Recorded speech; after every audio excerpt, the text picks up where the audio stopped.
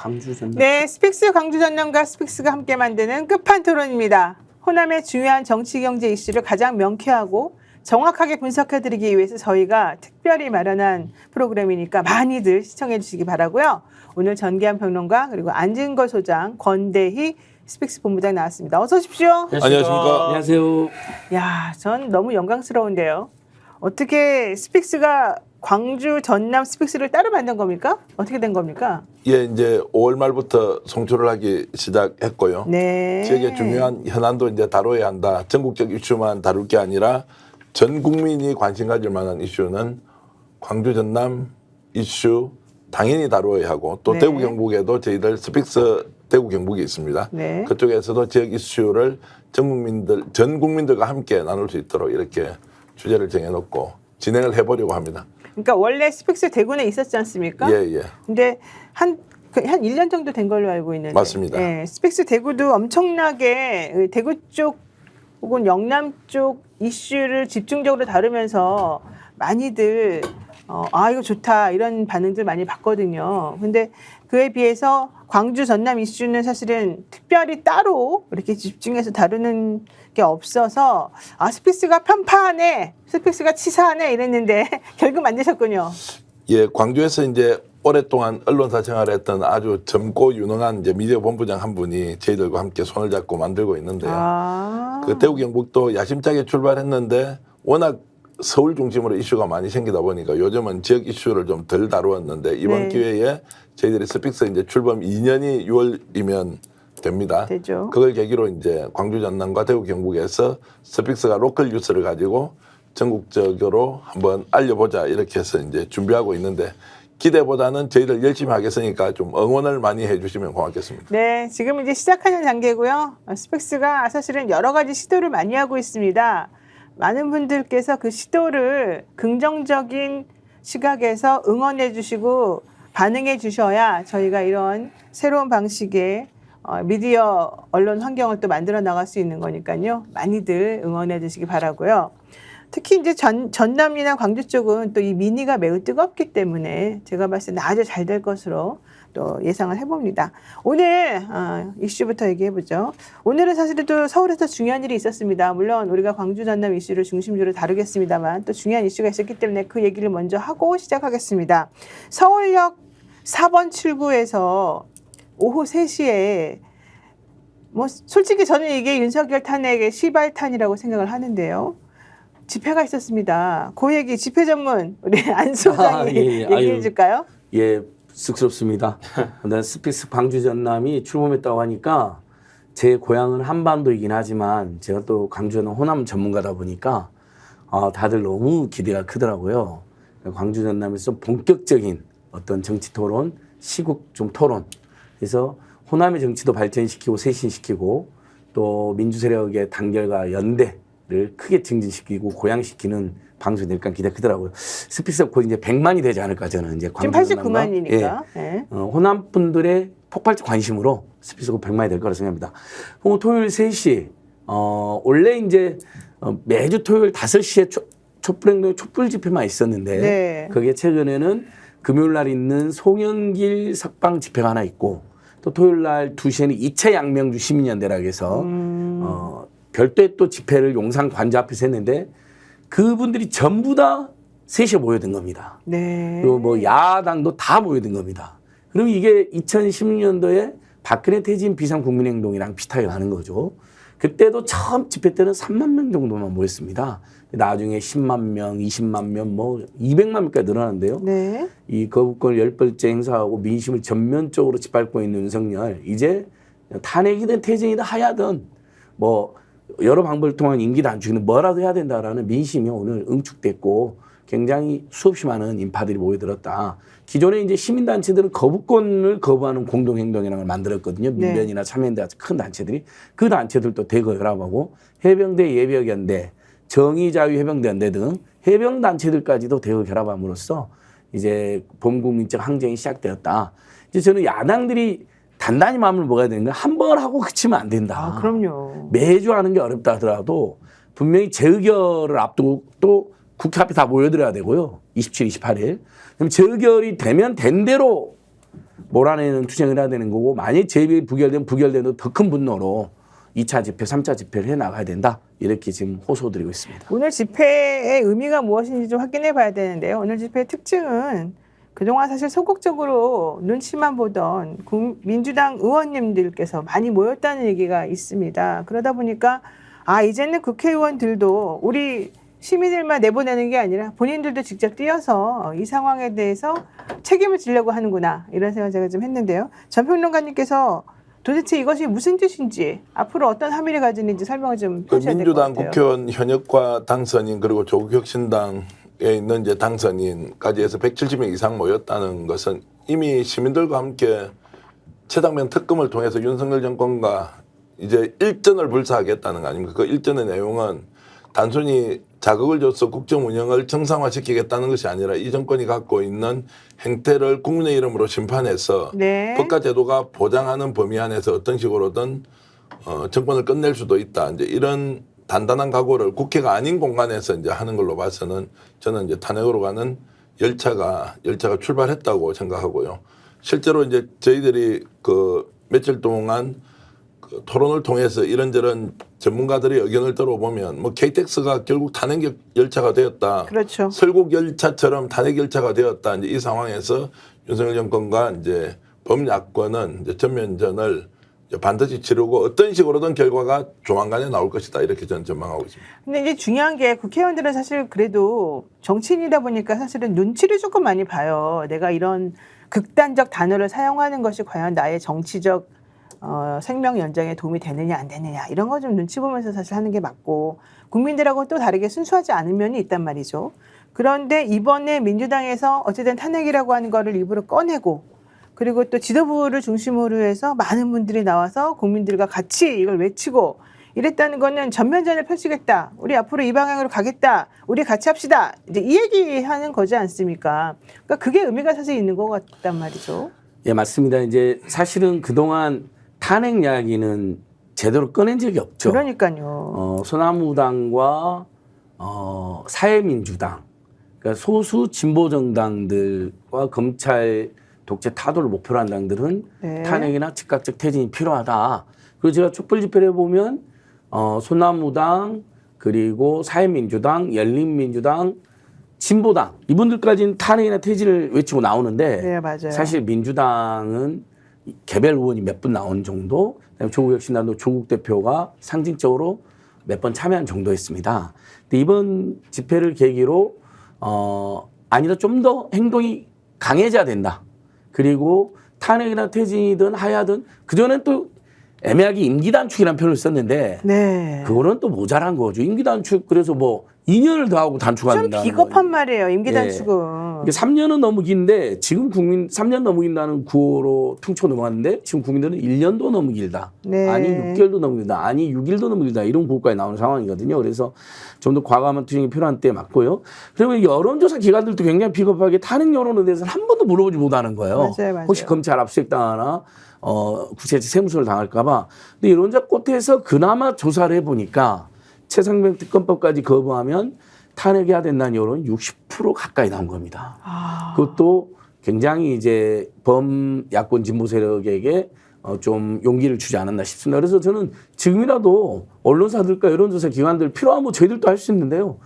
국민들이 지금 탄핵을 원하는지 아닌지 물어봐야 된다고 생각합니다. 왜 그걸 못 물어봅니까, 세상에? 당장 그거 물어본다 해서 탄핵 되는 것도 아니고, 당장 탄핵 돌입하자는 것도 아니고, 국민들 여론이, 민심이 어느 정도인지 적극적 반대가 거의 60% 안팎에 부정 여론 70%까지 치솟아 있는데 그중에서 분명히 최소 추정컨대 50% 정도는 탄핵까지 동의할 것 같은데 여론조사가 하나도 안 하고 있다. 굉장히 비겁하다. 네. 이렇게 지적하고 싶습니다. 근데 건대희 본부장님, 네. 사실 우리가 박근혜 탄핵을 경험해본 국민으로서 꼭 탄핵만이 능사인가? 탄핵이라고 하는 것은 사실 이 헌정사에 있어서 좀 슬픈 일이기도 하거든요. 대한민국이 무슨 뭐 어디 민주적으로 매우 정치적으로 여루한 나라도 아니고 얼마나 지도자가 못나고 정말 나쁘면은 국민이 나서가지고 주말마다 촛불 들면서 탄핵을 시켰겠나. 자괴감도 사실 들었단 말이죠. 근데 그렇게 되고 난 다음에 우리가 새로운 정권을 들이고 5년 만에 이게 또 정권이 바뀌면서 또 그때보다 더 나쁜 상태로 돌아가는 이 모습을 보니까 야, 탄핵에 무슨 소용이 있어? 이런 생각 솔직히 안 할 수가 없어요. 그러다 보니까 탄핵 얘기를 더 안 꺼내게 되는 것도 좀 있거든요.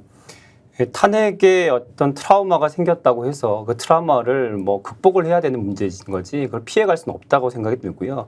또 지금 우리가 지금 집중하는 그 사안이 바로 이채 양명주인데 당연히 수사해야 하는 의혹들에 대해서 검찰 수사를 기대할 수 없는 지금 상황 흘러가고 있지 않습니까? 그러니까 특검 얘기를 자꾸 하는 거고요. 그런데 지금 분위기에서 지금 탄핵이라는 얘기는 당연히 나올 수밖에 없는 거고 그런 측면에서 지금 초선 의원들과 지금 이재명 당대표도 해병대 특검법 거부 규탄 통과 촉구 법문대에 대해서 굉장히 참여해달라고 지금 촉구를 하고 있는데 저는 지금 이 지금 상황 속에서 민주당의 중진 의원들이 어떤 스탠스를 보일까 계속 집중하고 지켜보고 있습니다. 네. 자, 탄핵 얘기랑 이번에 있었던 그 서울역 집회에 대해서는 여기까지 좀 정리를 해보고 혹시 뭐 더 얘기하고 싶으신 거 있으실까요? 그러니까 국회의원들이 자발적으로 나왔느냐 아니냐라는 뭐 질문 던질 수 있는데요. 국민들이 지금 뭘 원하는지 저는 정치가 국민보다 앞서간다 그런 기대 좀 접은 지 오래됐고요.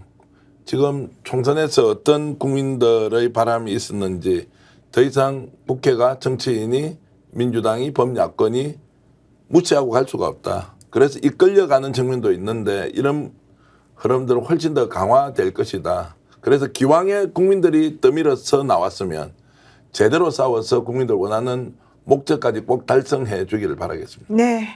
오늘 우리들의 얘기가 사실은 우리 국민들, 우리 시민들이 느끼는 그 감정하고 똑같을 것이라고 저는 솔직히 생각을 합니다. 총선 끝나고 난 다음에 사실은 기대가 컸던 게 사실인데요. 저는 대통령이 조금이라도 바뀔 줄 알았어요. 솔직히 말하면. 그렇죠. 그런데 대통령이 바뀌기는커녕 바뀌는 신용만 좀 하려다가 그냥 도로 그전보다 더 당당하게 나오는 모습을 보고 와 이게 정말 일반적인 사람하고는 다르구나 이 생각 하나 했고요. 만약에 그분이 그렇다면 대통령실에 있는 다른 사람이라든가 참모라든가 이런 사람들이라도 또 내지는 여당이라도 저는 달라질 것이라고 봤는데 다 똑같은 거예요. 하나도 안 달라졌어요. 바뀐 게 아니라 더 심해졌죠. 그러니까요. 더 악화됐다는 평가 많습니다. 네. 그 어쩔 수 없이 기자회견 했는데 거짓말을 대놓고 하잖아요. 다 우리 국민들은 이종섭한테 전해서 왜 임성근을 수사하려고 해? 경로라고 빼! 그 사람 빼! 뭐 그런 일로 처벌하면 어떡해! 다 이렇게 알고 있는데 기자가 물어보니까 10며칠 만에 이종섭한테 전화한 건 맞대. 전화했다는 자백은 이번에 들어왔어요. 굉장히 중요해요. 전화한 건 맞다. 예. 다만 화는 냈는데 왜 그렇게 무리한 수색작전 했냐라고 화를 냈다는 건데 그게 사망사가 있은 지로 10일 후쯤입니다. 왜 그때서 전화를 해갖고 경로를 했다는 거짓말이거든요. 이것은 닉슨 게이트처럼 거짓말로 날아갈 사안 정도의 폭발력이 있다. 뭐 이런 거 거짓말만 봐도 그렇고요. 그다음에 네. 수사팀 모두 김건희 여사 관련 모든 의혹의 1차장, 2차장, 3차장 다 날리고 오히려 이제 자기 신복들 중심으로 지금 심으려고 하고 있거든요. 그러면서 딱 수사팀 학살하자마자 김건희 공개행보 더 당당하게 보란 듯이 뭐 그동안 뭐 아팠다, 뭐 야유였다, 뭐 이런 소문 들었는데 거짓말했어. 더 당당히 더 탱탱해졌어요. 탱탱해져요? 예, 그러니까 이것은 뭐 외모 평가가 아니라 네. 전체 느낌을 말하는 겁니다. 그 사람 태도를 말하는 겁니다. 태도.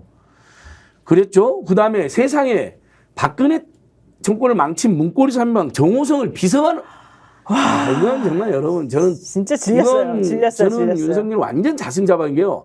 자기들이 박근혜 탄핵 세력이랑 한 몸이라는 국정농단 세력, 문고리 세력이라는 것을 스스로 자백하는 꼴에 다름없어요. 네. 와, 이 정부가 윤석열 꼴 미쳤구나. 아예 막 나가는구나. 네. 그리고 정무기능이나 텐스맨 또는 뭐 레드팀이 아예 없구나. 그 사이에 정책 원son도 여러 번 있었죠. 네. 직구 금지하려다가 얼마나 또 난리가 났습니까? 그래서 탄핵을 오히려 앞당기는 짓만 하고 있다. 근데 그 행태가 너무 가관이라는 거죠. 오히려 당당하고 고압적이고. 그래서 우리 국민들께서 이제 아까 말씀하신 3년이 너무 긴 게 아니라요. 네. 6개월도 너무 길다. 올해 안에 정리해야 된다. 몰아내야 된다라는 아니, 여론도 급속도로 퍼지고 있습니다. 정호성 전 비서관은 2013년부터 16년도까지 청와대 부속비서관으로 근무를 하면서 이른바 문고리 3인방 중 한 명으로 꼽혔습니다. 이 문고리 3인방은 예전에 중국에서 그 십상시라고 불리는 이 죄송합니다만 내시, 뭐 환관 이 자기네끼리 이 폐하, 이 황제를 꽁꽁 묶어가지고 자기네 마음대로 해먹었던 그 아주 나쁜 사람들 아무도 못 들어오게 하고 자기가 포위해가지고 나의 모든 통로는 나를 통해라 뭐 이제 이래가지고 정권을 장악했던 그 사람들 우리가 일컫는 말이었었는데 그게 바로 박근혜 대통령이 정치를 했던 정권을 잡았던 그 타임에 딱 문고리 3인방이라는 이름으로 이 사람들이 십상시에 대비돼서 맨날 얘기됐던 거잖아요. 그리고 이들이 바로 비선으로서 이들이 모든 권력을 좌지우지했다는 의심을 그때 받았던 거고 그 사건을 수사했던 사람이 바로 윤석열 대통령이잖아요. 그리고 그 사건 수사하면서 이 사람들 정말 잘못했다 이러면서 감옥 보낸 게 또 윤석열 대통령이에요. 그래놓고는 이제는 그 사람을 또 다시 사면 복권해주고 다시 또 자기가 그 사람을 비서관으로 채용을 해요. 와 정말 너무너무 놀란 게 이때 정 전 비서관 휴대폰에 담긴 통화 녹음이 2016년도에 국정농단 사건 수사에서 결정적인 증거가 됐었었고 이후에 윤 대통령이 바로 박영수 특별검사팀 수사팀장과 서울중앙지검장을 지내면서 수사를 했고 본인이 대통령이 되자마자 이 사람을 사면 복권시키고 이제는 시민사회수석 산하 3비서관에 내정을 해서 24일부터 근무한다는 겁니다. 이게 도대체 무슨 미친 사람도 아니고 이 대통령은 자기가 수사하고 자기가 집어넣고 자기가 빼주고 자기가 다 해결해주고 그래놓고 또 공천도 주고 뭐 자리도 내주고 뭡니까 이게 도대체가. 이유가 있지 않겠습니까? 정호성 전 비서관을 윤석열 대통령이 다시 선다. 이유가 있지 않겠습니까? 이유가 뭐예요 도대체가. 그러니까 그 이유를 지금 알 수 없기 때문에 내피셜로 말씀을 드릴 수는 없고요. 누가 보더라도 그 이유를 합리적 추론으로는 지금 분석할 수가 없습니다. 어느 누구도 분석할 수 없습니다. 대통령실 내에서 정상적으로 정무활동을 하고 있는 사람이라면 분석 안 될 거고요. 네. 국민의힘조차도 집권 여당이지만 왜 대통령이 정호성 전 비서관을 써야 되는지에 대해서도 설명을 할 수 없을 겁니다. 야당은 지금 조금 전에 말씀하셨듯이 이게 정말로 질려버리잖아요. 너무 질려요. 질려버리잖아요. 설명할 수가 없기 때문에 그러면 뭔가 우리가 일반적으로 생각하지 않는 다른 이유가 있었을 테고요. 그것을 정책 결정까지 가는 그 과정은 매우 비정상적으로 이루어졌을 것이고 그런데 이제 곧 나올 겁니다. 뭐 이 결정 과정에 혼자서 단독으로 이렇게 할 수가 없기 때문에 어떤 식으로든 얘기가 나올 건데 좀 더 지켜보고 지금은 너무 추론을 또 사실화시켜서 비판하면 문제가 생기기 때문에 여하튼 왜 이렇게 상상 초월이다. 왜 이렇게 조심스러워요? 나는 너무 뻔할 것 같은데. 아니 어제 그저께 나온 뉴스 중에 하나가 뭔지 아세요? 유영아 당선자가 사실은 지난번에 4월 10일 총선 즈음에 박근혜 윤석열 대통령 간의 공천 거래에 의해서 공천을 받았고 그래서 당선이 됐다는 얘기였잖아요. 그 사람이 바로 박근혜 전 대통령이 쓰던 의원실을 물려받아가지고 그 방에서 의원 활동을 시작했다는 얘기도 나왔습니다. 저는 이게 무슨 짓인지 완전 데자뷰고 우리를 완전히 우롱하고 있는 것이라고 딱 그 기사 보자마자 그런 느낌이 딱 들었는데요. 정호성 비서가 그 다음에 나온 거예요. 야, 이 사람도 진짜 미쳤구나. 좀 더 지지합시다. 지금 지지를 하고 있으니까 좀 더 지지합시다. 예. 아니, 하고 이건 나오게 돼 있는 예. 거고 이게 진짜 정상적인 방식으로는 기가 될 수 막혀서. 없는데 그걸 자꾸 추론하면 또 소설 쓴다. 또 좌파의 공작이다. 전체주의 세력들이 그런 거 걱정하지 말라고요. 그게 민주당이 그동안 맨날 하면서 역풍이다 예. 그러면서 아니, 비겁하게 했기 때문에 그거 먹은 건데. 전국 분석가들에 의해서 제기된 한두 가지는 그래 소개했잖아요. 얘기할 수 있잖아요. 박근혜가 특별히 유영아는 공천시키고 정호성은 시켜달라. 했겠죠? 우리한테 와서 맨날 굽신굽신한데 그렇게 나를 욕보이고 뭐 뇌물로 엮어서 넣어버린다 했던 윤석열 한동훈도 와서 굽신거렸는데 야 니들 유영아 정호성 몇 명은 써 했다는 사례 하나 있고 이건 합리적인 추론이잖아요. 상당히 합리적이네. 예, 두 번째서는 그런가 동시에 최근에 김영철 장시호 녹취록 파문 관련해 가지고 네. 윤석열 한동훈이 수사팀에 있었고 그 수사팀에서 여러 가지 국정농단 수사 과정에서 이재명 대표까지 지적을 했잖아요. 와 이거 검사들이 이런 짓 해도 되느냐. 네. 완전히 사건을 조작하고 진술 조작하고 피고인하고 거래를 하고 거기에 관련해서 이제 이게 앞으로 더 터질 수 있는 게 많으니까 그 과정을 잘 알고 있는 국정농단의 주범이자 국정농단 수사에서의 과정을 잘하고 있는 정호성이 들어와서 윤석열 한동훈 또는 윤석열 편을 들어주면서 그걸 방어하거나 정리하러 들었다는 설도 있는데 저는 둘 다 굉장한 신빙성이 있다고 봅니다. 이야 그러면은 권대희 본부장. 나 진짜 화가 나가지고. 무서워요. 나 진짜 화가 나가지고. 나 사실 예쁘게 눈빛. 방송하고 싶었는데. 솔직히 화가 나는 게 뭐냐면요. 총선 때 우리 소나무당 안 찍어주시고 여러분들이 조국 혁신당 찍어준 이유가 3년은 너무 깁니다. 우리가 알아서 잘하겠습니다. 그 이슈를 들고 나왔던 조국 혁신당 때문이었고요. 수많은 분들이 광주 특히 광주 전남 이런 분들이 조국 혁신당 밀어줄게 비례는 니네 찍어줄게 해가지고 조국 혁신당이 엄청나게 40% 이상의 득표를 가지고서 당선이 12명이나 됐던 거잖아요. 지금 뭐 하고 있어요? 지금 어떻게 돼가고 있어요? 거기서 지금 다르게 되고 있다면서요. 예, 이런 거 왜 해결 못해요? 우리 오늘 지금 광주 호남의 어떤 민심 얘기도 분명히 해야 되는데 제가 이제 오늘 이 토론에 앞서서 지역에 있는 이제 취재원을 좀 이제 나름 연락을 해가지고 어떤지 좀 여쭤봤습니다. 네. 광주 시민분들은 일단 제가 들어왔을 때 굉장히 정의로운 분들이구나 이런 생각을 했었어요. 아, 그분들은 훌륭하다니까 네. 진짜. 왜냐하면 이분들은 국회에 나간 사람은 지역 발전 물론 중요하지만 여기 신경 쓰지 않아도 된다까지 생각하면서 국회에서 우리의 목소리를 제대로 전달해 달라는 목소리 굉장히 많답니다. 아, 나 진짜 광주로 이사 가야 돼.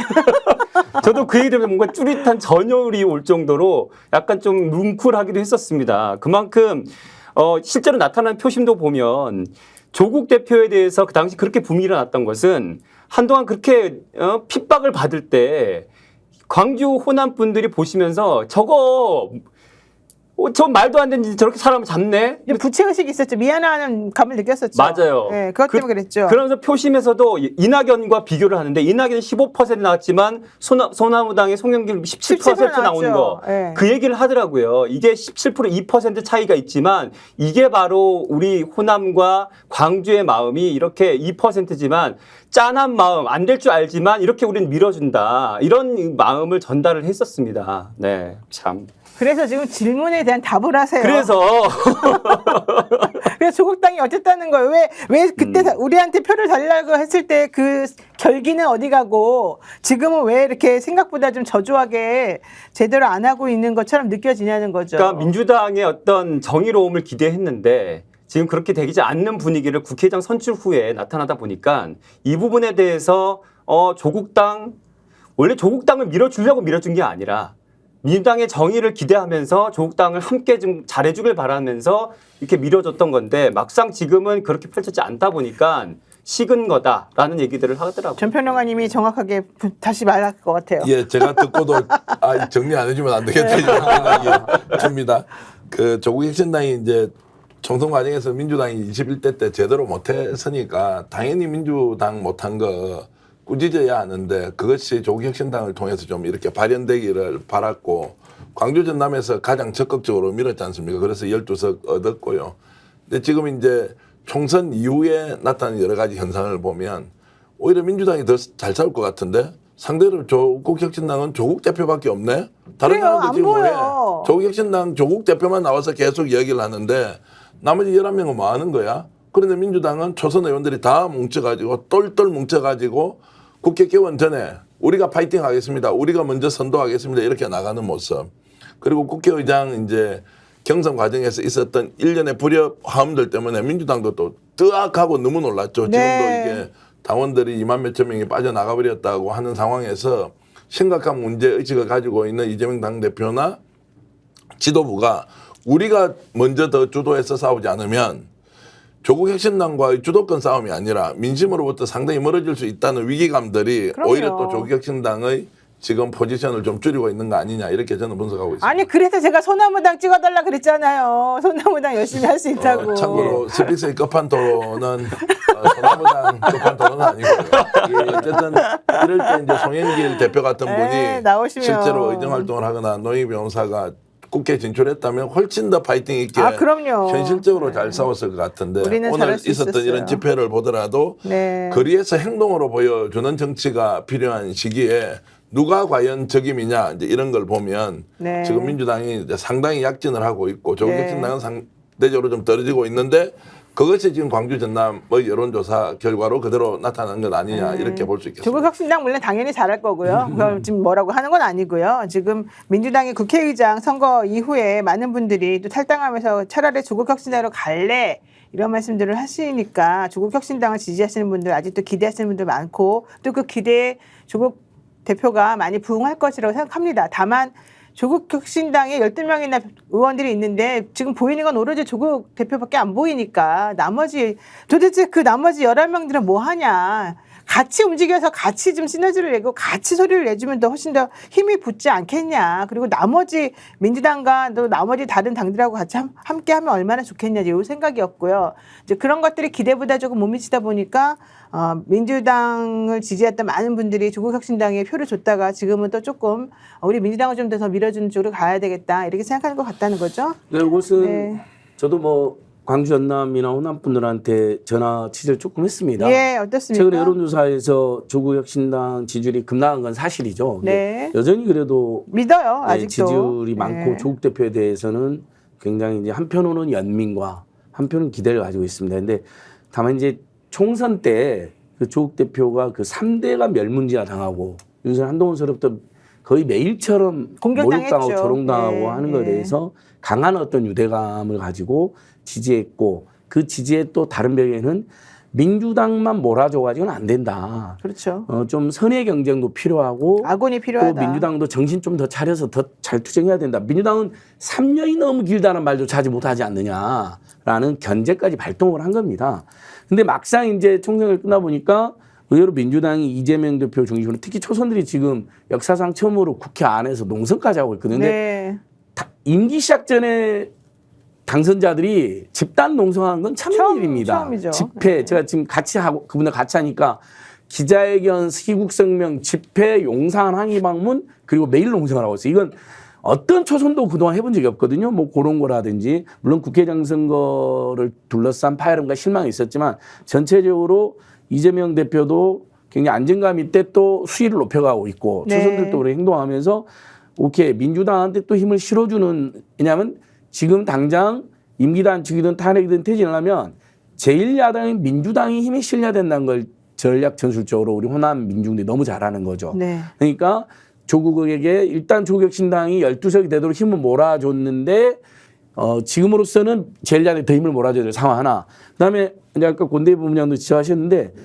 조국혁신당이 조국 대표의 나머지 11분의 당선인도 뭐 훌륭한 분들이 많이 있죠. 신장식 변호사도 있고 여러분들이 있는데 눈에 많이 안 보인다. 박은정 전 검사도 그렇고 이런 지역이 있습니다. 그리고 또 하나는 보니까 조국혁신당에 광주 전남이나 호남을 대표하는 인사가 많지가 않습니다. 황현선 사무총장이 전주 출신이긴 하지만 지금 12명에서도 그렇고요.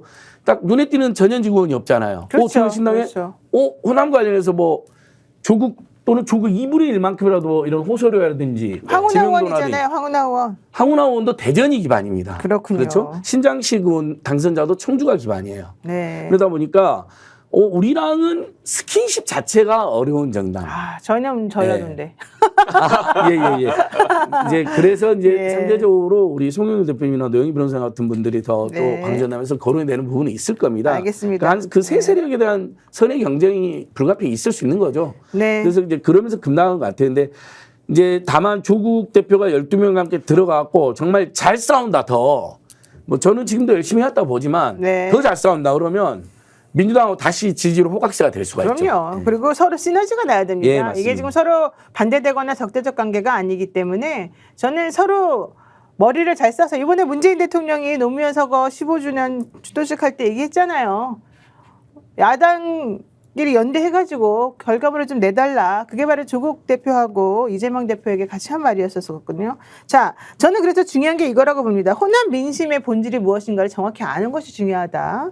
특히 결국은 힘 있는 야당 이런 것들이 매우 필요하고 그동안의 호남 주민들 특히 광주나 이 전남 전북도는 상대적으로 영남이나 뭐 부산이나 경북 이런 데에 비해서는 상당히 낙후되어 왔고 제대로 지역이 경제 활성화가 이루어지지 않았던 곳이잖아요. 뭐 나주 산단이 나중에 이제 만들어지긴 했습니다만 그것 좀 생각보다는 기대에 못 미치게 지금 돌아가고 있단 말이죠. 저는 그런 의미에서 그럼에도 불구하고 광주나 이 전라도에 계신 많은 분들이 우리 쪽 지역을 많이 활성화시켜 주세요. 이런 측면에서 투표를 하기보다는 저 같으면 사실 그렇게 투표할 텐데 그렇게 투표를 하기보다는 그래도 우리 대한민국을 위해서 잘 싸워줄 사람을 보고 내가 밀어줄게요. 이런 걸 많이 하시는 걸 보고 아 이분들은 정말 너무 대의적이고 너무 공익적이다 이런 생각을 했거든요.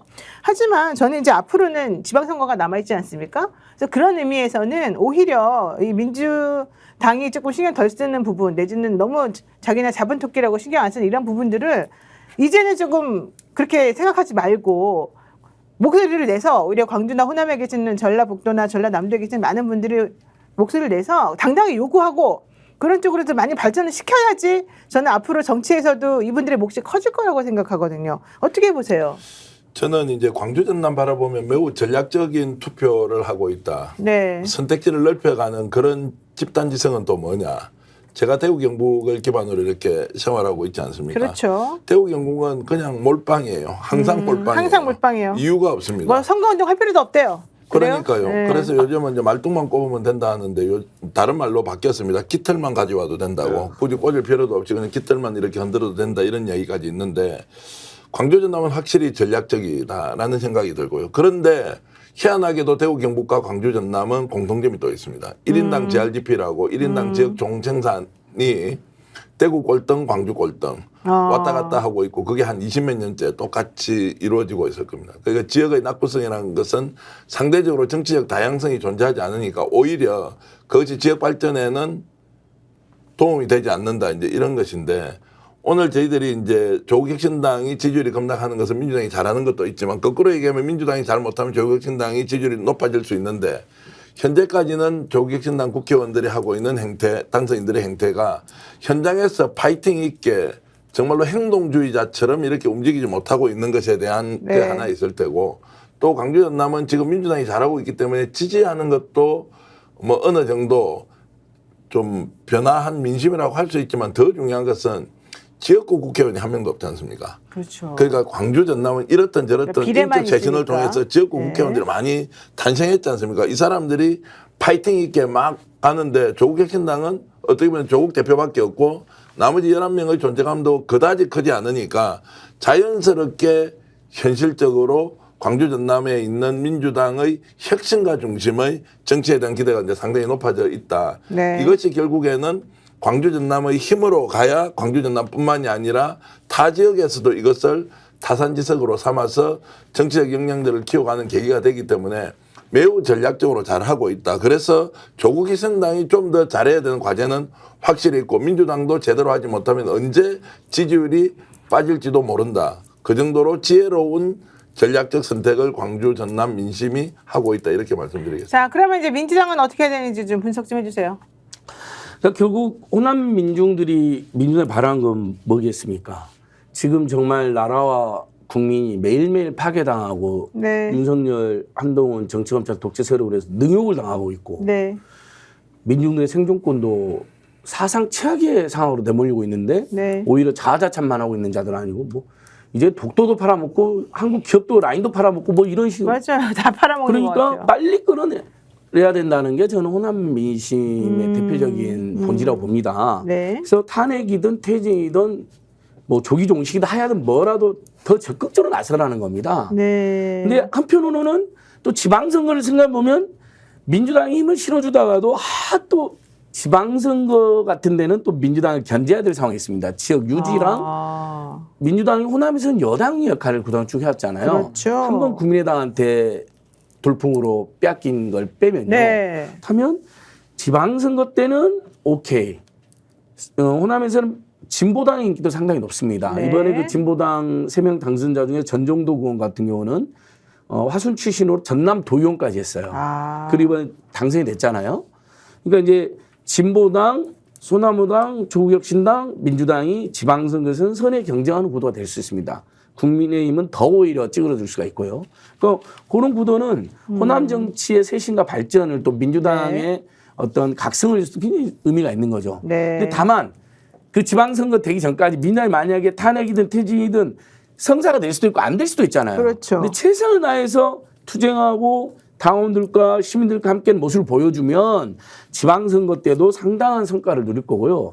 그때 굉장히 좀 지지부진하다. 그러면 지방선거 때 민주당이 굉장히 어려울 저는 것이다. 예, 어려움을 겪을 것이다. 전 대표님, 지금 그 광주 같은 경우에는 강기정 시장하고 민영배 의원하고가 사실은 약간 스탠스를 달리하면서 서로 조금 그 경쟁적 관계 뭐 자기 광주시장 예, 이름 이걸 오르내리고 가지고 있죠. 얘기하고 예. 있죠. 예. 경쟁자가 될 것이다. 근데 강기정 시장 같은 경우는 굳이 따지자 그러면은 조국 대표를 조금 더 가깝게 뭐 경향적으로 그럴 수 있죠. 네, 같이 이제 그렇죠. 같이 청와대에서 근무했고. 근무했고 친문이었고. 민영배 의원은 이제 어쨌든 친명으로 지금 분류가 되어 있고 예. 근데 이렇게 되면 결국 이게 조국 당과 민주당 간의 싸움이다. 또 이제 예. 이렇게 비춰질 수가 있는 거거든요. 지금 현재로는 뭐 민주당이 훨씬 더 앞서니까 만약 강기정 현 광주시장이 뭐 친문이어서 조국 혁신당과 경향적으로 가깝다 이러면 다음 지방선거 때 상당히 어려울 수도 있고. 본인은 아니라 그럴 거예요. 아니 당연히 아니라고 그러고 지금은 뭐 지방자치단체장이 네. 홍준표 대구시장하고도 만나서 광주 전남 달빛 동맹 이제 대구 경북과 하자고 할 정도이니 어쨌든 지역 행정을 책임지는 위치에서는 정파성이나 이런 것보다는 더 중요한 게 지금 현재 현안을 어떻게 이제 다루느냐일 텐데 실제로 이제 지방선거까지 가면 본인이 가지고 있는 정치적 스탠스가 어떻게 비춰지고 그것이 혹시 조국 혁신당과 민주당의 경쟁 구도가 된다 뭐 이런 것도 가정은 할 수 있을 것 같습니다. 네. 안 소장님 말씀하신 거 제가 좀 네, 보탬이 보태면. 이런 겁니다. 이번 총선 과정에서 왜 민주당으로 지지율이 좀 옮겨갔느냐 총선 이후에 당연히 조국 옮겨가는 혁신당이 거 아니에요? 당연히? 당연히 옮겨가는 것보다는 지난 경선이나 공천 과정에서 민주당이 절반은 성공했다. 광주 전남에서 다 갈지는 못했죠. 다 갈았으면 더 좋았는데 상당한 내용, 쉽게 얘기하면 민주당의 중앙당의 기득권 구조 안에서 당원들이 죽기 살기로부터 가지고 상당수를 갈아치우긴 했어요. 그래서 저는 절반의 성공이라고 생각하는데 다음 지방선거 때 실제 제가 듣고 있는 광주 전남의 민심은 이런 겁니다. 지겹다는 거예요. 지금 막 자치단체장 쳐다보면 동네에 지겹다. 웬만큼 돈 가지고 힘 있는 사람이 오랫동안 결탁해서 자치단체장 해먹는 사람이 너무 많다는 거예요. 약간 썩었다 이거죠. 그렇죠. 네. 그러니까 민주당 국회의원이 낙점하면 무조건 군수해 먹으니까 이 사람들하고 어떻게 결탁해서 갈 거냐. 신진들이 들어갈 길이 없어요. 인적 쇄신을 하려고 할 구조가 안 돼. 그러면 지난 총선 과정에서 있었던 당원 중심주의 정당으로 간다면 네. 자치단체장에 대한 공천권을 실제로 국회의원들이 다 행사하도록 할 거냐. 당원들 적극적으로 참여시키라. 그래서 당원들이 결정한 사람이 결국 그 지역 사회를 훨씬 더 잘 알고 있고 그들을 통해서 민심을 전달하고 지역 행정을 펼치도록 하라. 이런 것들을 저는 중앙당에서 공간을 열어줘야 네. 광주시장 선거든 전남도지사 선거든 그 선거에서 뭐 민주당이 우세하냐 조국 혁신당이 우세하냐 이것의 결과는 네. 어느 정도 인적 쇄신이 가능한 정당에서의 단체장 후보군을 발굴해내는 네. 이 시스템에 달려 있다고 하기 때문에 저는 광주 전남 시도민들이 경선 과정에서 다음 차기 지방자치단체장 선거 과정에서는 반드시 이런 것들을 중앙당에서 관철시키도록 지금부터 준비하고 싸워가야 한다고 봅니다. 그래요. 자, 지금 벌써 이제 지방선거 얘기하면서 결국은 이제 구도 정리를 좀 해야 되고 현실적으로 대한민국 지금 대통령 탄핵 얘기까지 나오는 상황에서 조금 더 멀리 그 이후를 또 바라보면서 얘기를 해야 되는 그런 상황이 됐습니다. 이게 이제 현실인 것 같은데 사실 저는 광주 전남에서 가장 우리가 지금까지 얘기를 거의 한 40번 정도 했는데 핵심은 하나네요. 썩었다. 그동안에 민주당에서 사람만 그냥 이름만 내면 그 사람이 아무리 잘했든 못했든 아무리 나쁘든 좋든 그냥 무조건 당선되는 시스템을 만들어주다 보니 그냥 의리 있게 이쪽에 시민들께서 다 그냥 우리 민주화 잘하겠거냐고 도와줬더니 이들이 그냥 다 썩은 사람들끼리 와가지고 썩은 정치를 하고 썩은 행정을 하더라. 썩었다. 제가 아까 좀 전에 썩었다. 저는 그 말이 가장 중요한 키포인트였다고 생각하거든요. 이걸 바꿔야 된다. 그렇지 않으면 아무것도 안 된다. 이거 아닐까요? 뭐 다 썩었다 하면 우리 또 우리 호남 지역 정치인이나 나 너무한 것 같아. 뭐 민주당 지지자들 중에는 동의 안 하는 분도 있을 수 있어요. 근데 이제 그건 아니 근데 노영희 변호사님이 이제 좀 충격적인 발언을 했다 하더라도 근데 내 말을 다 이해할 수 있을 것 같아요. 그 요지는 이해했겠냐면 그동안 이제 호남 정치에서 특히 민주당 정치 문제점 두 가지가 항상 문제가 된 겁니다. 일단 문재인 정부 때 제대로 기억에 앞장서는 사람이 별로 없었다. 없어요. 자, 그러면 그래서 윤석열이 됐어. 그럼 정말 피눈물 난다. 우리 국민들이 지금 TV도 못 보고 잠도 못 자고 계시는데 광주의 시민단체 이름 중에요. 잠 못 이루는 사람들의 모임이 있습니다. 아, 그런 게 있어요? 예, 잠 못 사. 잠 못 사? 저도 그 회원이에요. 명예회원. 초대했더라고요. 저도 같이 넣어주세요. 예, 그러니까 TV도 안 보고 2년째 잠도 못 이루는 거예요. 윤석열만 생각하면 너무나 분하고 우리 DJ 노무현 저런 자랑스러운 대통령을 배출하고 호남에서 어쩌다 저런 괴물한테 이러고 당하고 있나. 지금 이 정권에서는 모든 요직이라든지 공기업 같은 데서 호남 추인다 또 다 쫓아내고 있거든요. 잘한 사람마저도 뭐 그런 정말 지역차별, 지역패권이 또 등장하고 그런 것까지 다 겹쳐지는 거죠. 근데 그래서 전 대표님 잘 주시는 광주에서는 무려 8 지역구에서 민영배우만 재선에서 온 나머지 다 교체됐습니다. 그게 분노한 민심 그렇게 표출된 거예요. 맞아요. 두 번째 전남이나 호남에서도 절반 정도가 교체가 됐습니다. 뭐 광주보다는 못해도 상당히 교체가 된 거죠.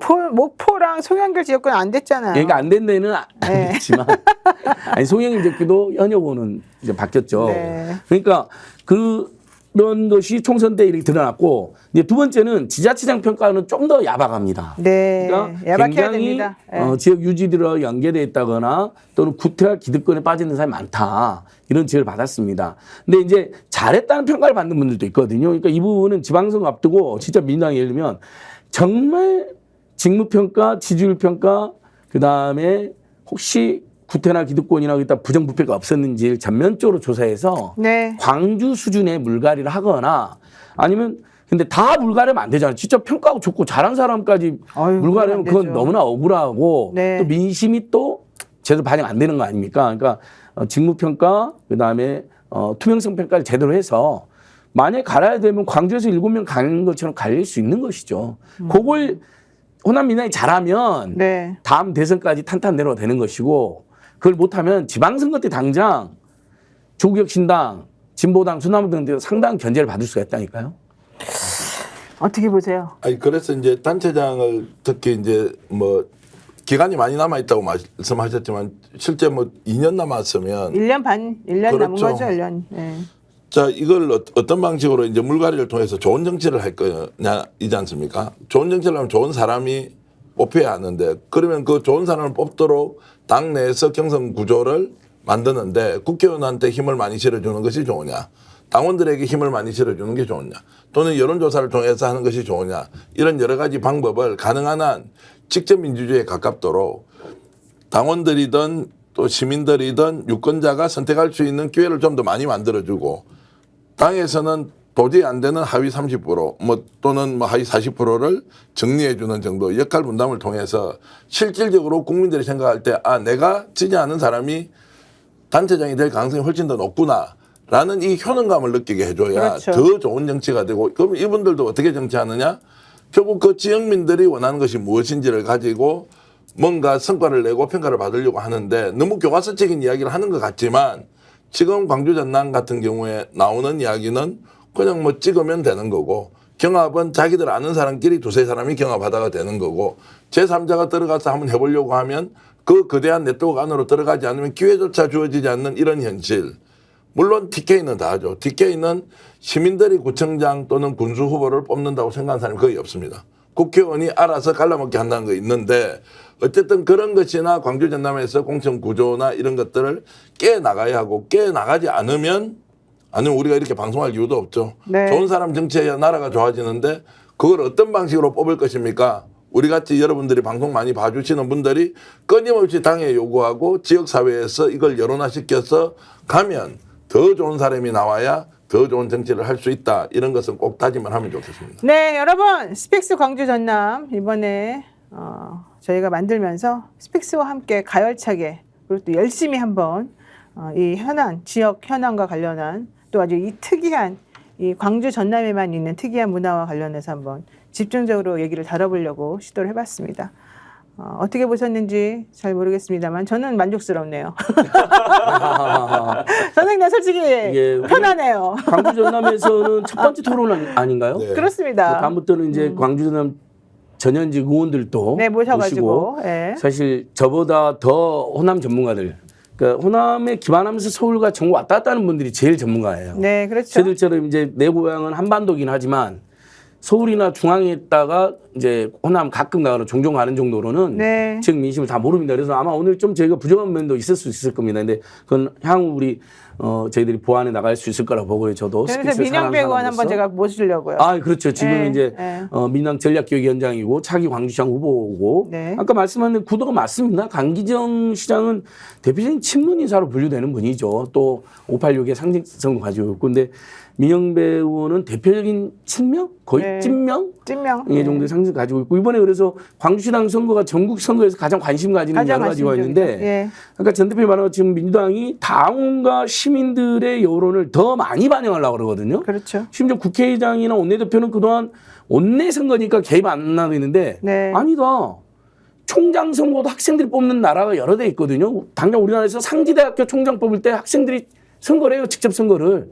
근데 그 비율은 정해져 있어요. 그 결과에 대한. 그 반영하는 예, 반응 비율은. 예. 그러니까 얼마든지 그것도 논의할 수 있는 거 아닙니까? 네, 그런 것처럼 네. 이제 광주시장 위원장 그동안 현역이었어요. 네. 근데 원외가 나왔어. 이거 재밌잖아요. 근데 이제 민영배 의원이 강의원 그 더민혁신의 사무총장을 민다는 이야기도 있어요. 네. 둘이서요. 그러니까 이제 그렇게 하고 만약에 현역 의원하고 이렇게 선거했다 재밌잖아요. 네. 당원들과 시민들이 또 그걸 뭐랄까요? 즐기면서 즐겁게 주권자로서 맞습니다. 이번에 참여하는. 네. 그래서 얼마든지 저기 민주당 호남에서 네. 오히려 원외 세력들까지 다 나서서 경합을 하는 것이 저는 민주당 누가 될지 모르지만 민주당 발전에 도움이 된다고 일단 봅니다. 제가 민영배 의원 꼭 모시고 우리 광주남 스픽스 여러분들께 한번 토론하는 기회를 가져주도록 하고요. 전 대표님 마지막으로 정리해 주세요. 예, 그래서 이제 이런 토론이 결국 지역 정치를 발전시켜서 나라 정치가 더 이제 좋아진다 이런 전제로 이제 시작했는데 아무래도 이제 지방자치단체장한테 지역에 있는 신문 방송은 많이 좀 위축이 돼 있거나 그렇죠. 또 그들의 또 입장을 반영해 줘야 되는 상황이 있는 걸 잘 알지만 공론화 과정에서 적정한 수준에서 논쟁과 토론을 많이 하고 그 과정에서 시민들이 도민들이 원하는 방향으로 결과가 좀 나오도록 하는 데는 모든 언론이 함께 나서야 되지 않겠느냐. 그리고 네. 이제 방송에서 말씀드리면 스픽스 광주 전남에 대해서 구독 좋아요 이것도 눌러주시지만 광주 전남에서 정말로 스픽스에 나와서 나 정말 토론하고 싶다 논쟁할 수 있다 중요한 현안 하나하나를 다룰 때 출연 요청해 주시거나 본인 의견을 담아서 전달하고 싶은 분 있으면 언제라도 저희들 스픽스 문 두드려서 네. 주시면 반영해서 출연이 아니더라도 영상이라도 만들어서 여러분의 의견 반영하고요. 결국에는 지역의 정치가 좋아야 나라의 정치가 좋아진다라는 전제로 저희들 열심히 주제를 찾고 토론하고 논쟁하면서 여러분들과 함께 더 좋은 대한민국을 만들어 가고 싶습니다. 네, 지금까지 스펙스 끝판토론 광주편 나와주신 세 분께 감사하다 말씀드리고요. 오늘 여러분하고 또 이 시간 좀 정리해야 될 것 같습니다. 모두 감사드립니다. 행복한 시간 되시기 바랍니다. 고맙습니다. 고맙습니다. 감사합니다.